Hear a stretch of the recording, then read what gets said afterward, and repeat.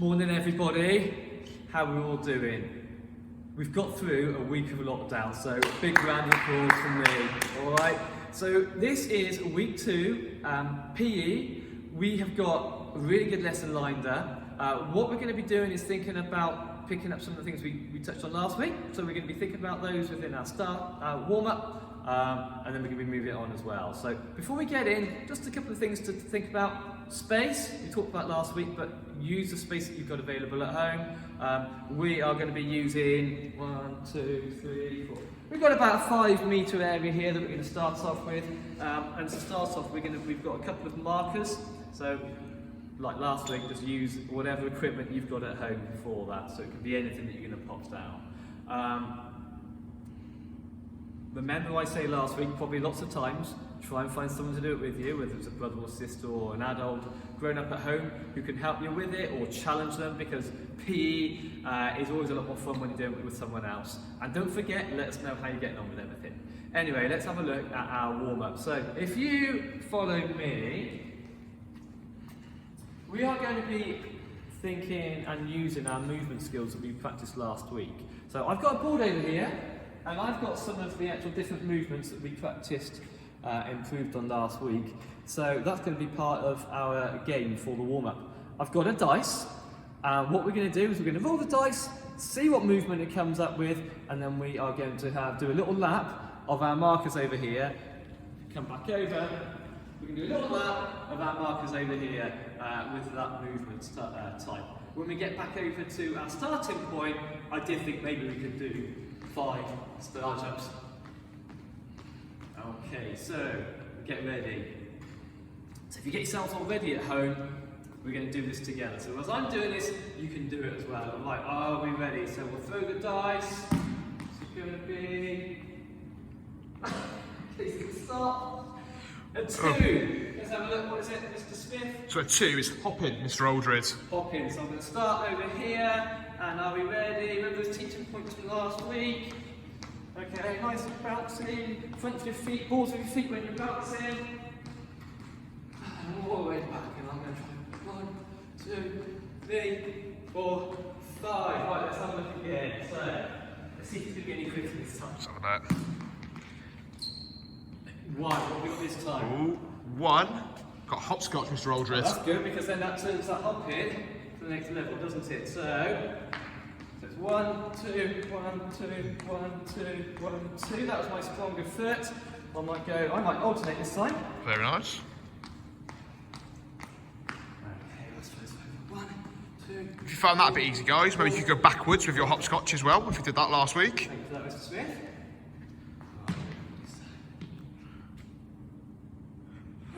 Oh, Hopscotch again. I could go back. You could do. Couldn't I? Right there, so.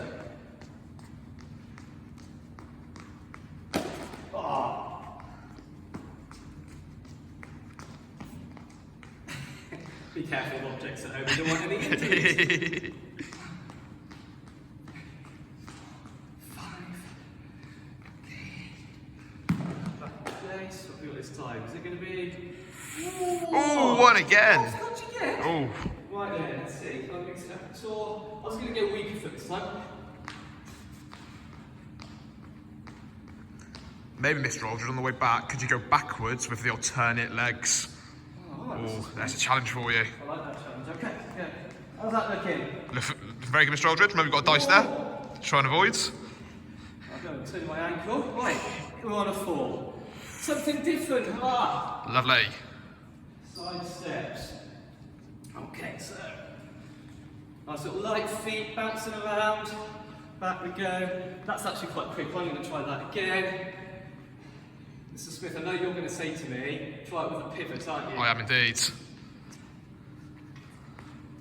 Good pivoting, Mr. A. Good pivoting.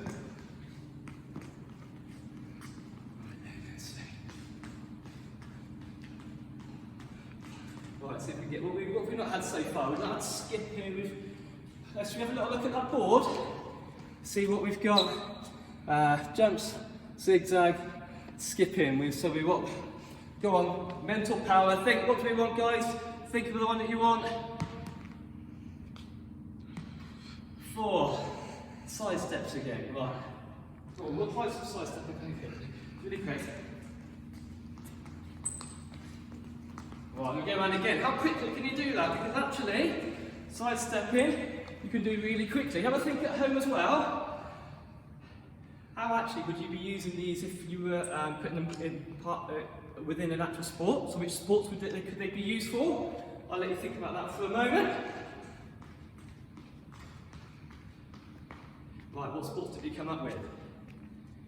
Did anyone say football? Obviously, if you're jockeying a player, or if you're a goalkeeper. Did anyone say basketball? Obviously a lot of netball. How about tennis? I bet there's a lot of tennis players out there. Okay, side stepping Roger Federer, he's got an awesome side step. So, all of these movements, do think, what sports, how could we link them or incorporate them into the sports that we are doing? So, I think we need a bit more mental power this time.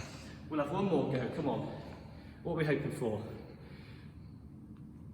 Think about this. Hopscotch again. Go on then. Right, Mr. Smith, I want you to come up with one that you're going to challenge me with next. So while I do, finish a little hopscotch.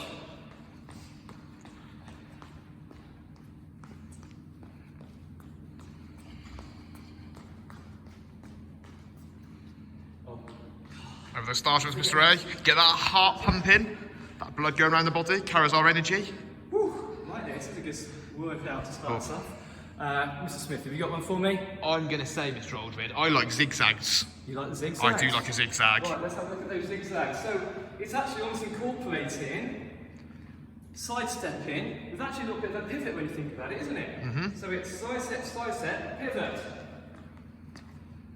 That's our zigzag, isn't it? Shall I try a little backwards? Very nice. I like this one, practicing a change of direction as well, which is good. When you're zigzagging, as you're getting used to doing that movement, you can do it a little more slowly. But as you get a little bit of confidence and a little bit more nimbler with your feet, you can do that a little bit quicker. So maybe I can try that again, make that a little bit quicker.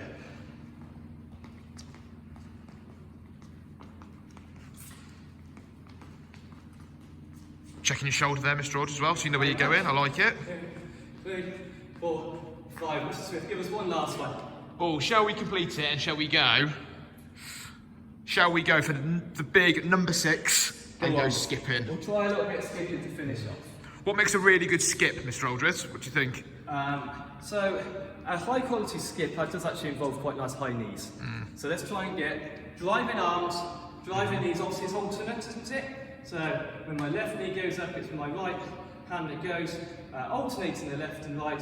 Nice high knees, nice bounce in between. Try and really get that height, okay? So, should we try that backwards? Oh, where's the challenge? Let me do this start. Now, I think I've told you before, I'm a big football fan. And quite often, actually, if you do see footballers warming up on the pitch before matches, or the big teams, or if you go down to Cheltenham Town, watch them there, Man City, look forward to that one. You do see footballers warming up with these sorts of movements, don't you? Okay, so everything that we're showing you that has a real-time link to a lot of the sports we might want to go on and enjoy outside of school as well. Okay, so, tell you what, I've got my heart rate up, got myself all warmed up, I hope you have as well. We're going to hit pause in a moment. Now's probably a great time to get yourself a drink. So hit pause, and then we're going to get on with the skills in a moment. We're going to move on now to do a little bit of throwing and catching. So we'll start off with throwing. We'll talk about how the skill of throwing and what we need to do to be able to throw well. We're going to focus on underarm. You might be a great overarm thrower, but that's for another day. Obviously, when we're throwing, we are going to be catching as well, but we'll talk about the skill of catching in a moment. So to be able to throw, underarm, it's just a nice easy swing. All right, so we'll start off looking at me. A nice easy swing. I'm going to throw it up in front of me. So when I'm throwing, it's a nice easy swing, and I let go of the ball around about here. Sometimes we have difficulty knowing when to release. Okay, if we release too early, the ball will fly in front of me. If I release too late, it might go behind me. Okay, so all we're looking for is the ball just to pop up in front of us. Not too high. If it starts going too high, we'll lose control of it. So just above our head height, and then we're getting underneath it to catch it. But it's a nice, easy swing of the arm, okay? And it's just about releasing, knowing when to release it. And actually, this comes down to an awful lot of practice. The best people you see throwing and catching are the people that have been throwing and catching for many years. It's just a matter of practicing and practicing and practicing, just so it feels right for you. So throwing, catching. Try and keep your feet stable, eye on the ball at all times, okay? And watch it into your hands. So I'd like you to have a go at doing a little bit of throwing and catching with yourself. Okay, you're going to have a go, you can stop in a moment, you're going to use your ball, your pair, your rolled up socks, whatever you've got, and you're just going to get used to throwing and catching. So it's a nice, easy swing, so that each time it lands in front of you. Even if at the minute you're dropping some of these, if you're getting a good throw, then that's really good progress. Okay, so you're going to start off. You're going to do that have a couple of minutes of practicing a little bit of throwing and catching to yourself. Have you practiced with that? Are you on it? Awesome, right then. Now, you know that if you're in school right now, your teacher would be saying, come on guys, let's have a little go, let's have a little challenge on that. All right, so should we have a little challenge? What we're going to do is we're going to put a minute timer on the clock, and I'll see if I can put that on my my watch while we're at it. A minute timer to see how many throws and catches we can do in that time. So get yourselves ready, get yourselves set, make sure you're in an area where there's nothing around you. If you're too close to something, it's going to get in the way, isn't it? So get yourselves all set. I'll start and finish. You can see if you beat me, can't you? All right, are we ready? On your marks, get set, go.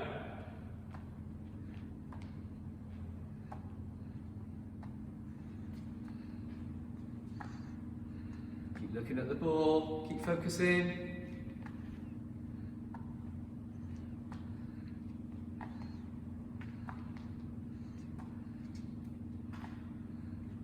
How you doing for time, Mr. A? No idea.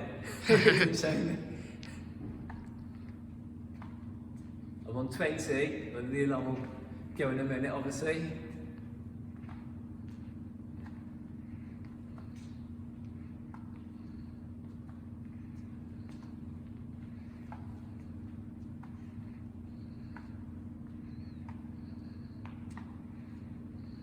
I'm sure we must be nearly there. Looking good, Mr. Aldred. Eyes on the ball all the time.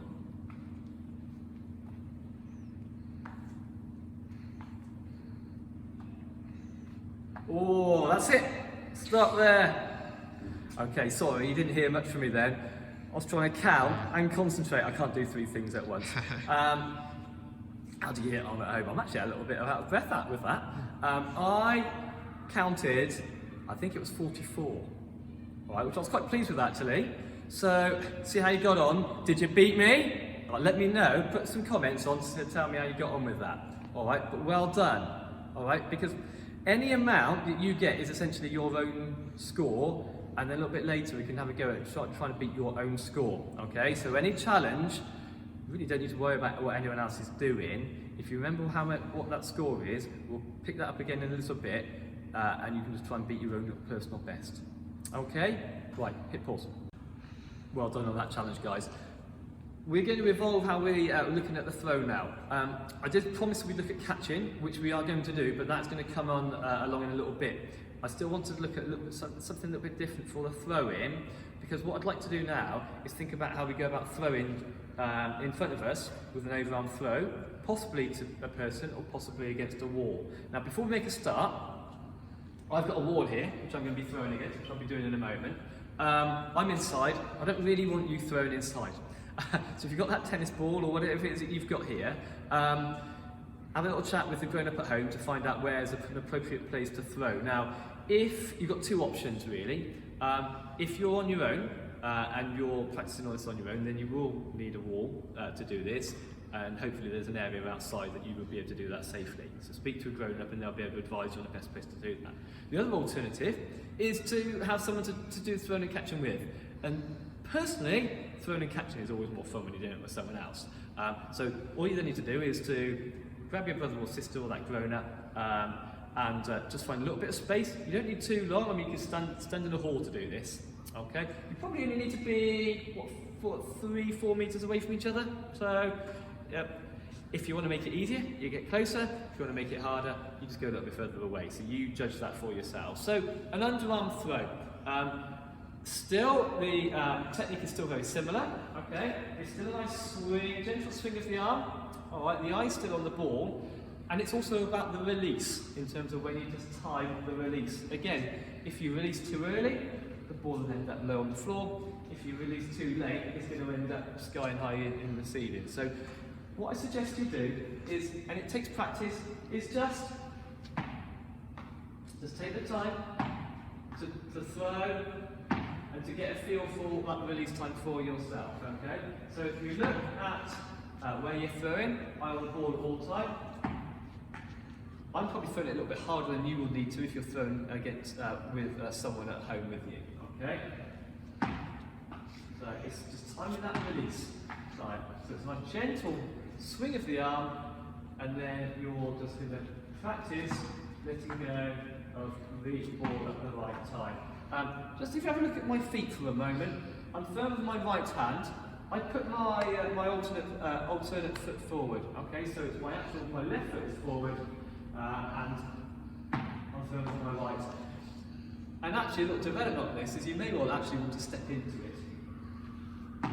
Okay, you get a little bit more power by doing that when you're throwing. So you can start 2 feet together. When you're throwing, if you step into it, you get a little bit more better. You get a little bit better shape on the throw, and a little bit more power in that throw as well. Okay, so you saw me just repeating that, throwing and catching, and getting better at throwing and catching, and enjoying throwing and catching. It's just about doing it.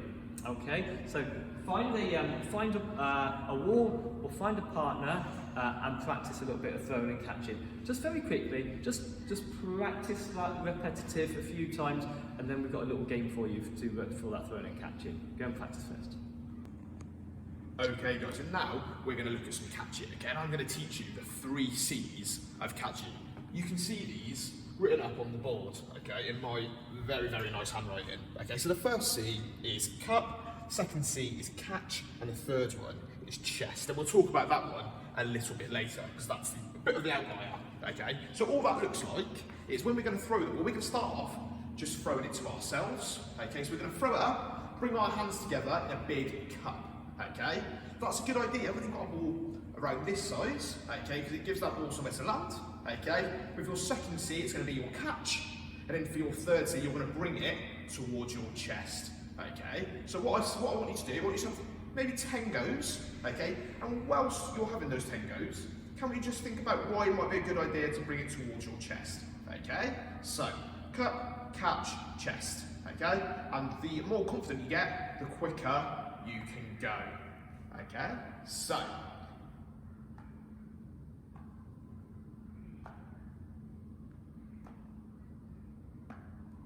there's some examples. Give the video a pause, give it a go at home. Okay guys, I'm sure those catches are looking amazing at home. In the last video, I asked you to think about why we bring the ball to our chest, okay? And the simple reason is, it gives us much more protection over the ball. So sports like cricket, okay, you'll see fielders, when they catch the ball, they bring it to their chest because it stops them or it reduces the chances of them dropping it. You'll see exactly the same with footballers. When goalkeepers, they grab the ball, okay, they bring it to their chest because sometimes they might get a bit of a nudge from a defender or an attacker, which could maybe make them drop it, but that there gives them a little bit more protection, stops them dropping the ball, which is good for them in whatever role they are, okay? So to move on, we've done it with ourselves, just like this. Progression for it, can we do it against the wall? So, following that really good underarm throw that Mr. Aldred taught us earlier, can we do exactly the same, but think about that catch and then bringing it into our chest? Okay, so cut, catch, chest. Okay, the more confident we get, the quicker we can do it. Okay, one progression I'm going to say for you now with your catching. Okay, occasionally in sport we might have to try a one-handed catch. Okay, so can you, with that underarm throw it against the wall, catch it with one hand? Okay, so can we throw it, catch it with one hand? If you're finding that a bit easy and you're doing really well with that so far, my final challenge for you, can you throw it with one hand and catch in the other. Okay, it's a bit tricky, Mr. Aldred, but I'm going to give it a go. Go on, miss. Go on. We're waiting for this, Mr. Smith. Ooh. Make sure you give me a big round of applause at home if I catch this. Oh! Shall I give it another go? Well, that's what. There we go. But we look. Mistakes are good, though, aren't they, Mr. Smith? We know in school mistakes are good. Exactly. I'm definitely not going to give up. Okay. Let's have another go. So, let's go right, left. Okay. Fantastic. Now I go left.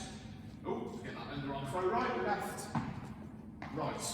Okay. So there's some for you to give a go at home. Okay. So pause the video. Go give them a go. Okay. Those catches, I'm sure, are looking absolutely amazing. So I've got a challenge for you now, and it's another couple of C's.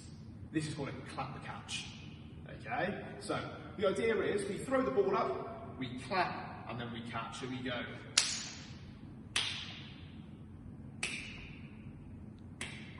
Okay, if we can do a one clap catch, can we do a two clap catch? So go.